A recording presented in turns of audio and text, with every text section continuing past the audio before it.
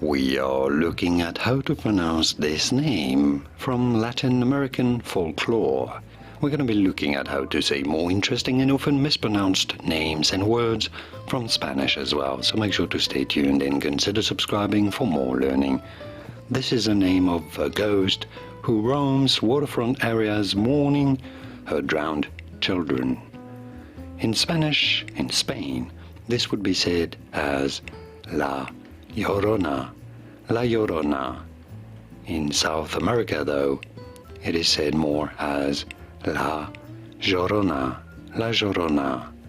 So it'd be fine in English to say it as La Llorona, La Llorona in English. From Spanish, La Llorona or La Llorona.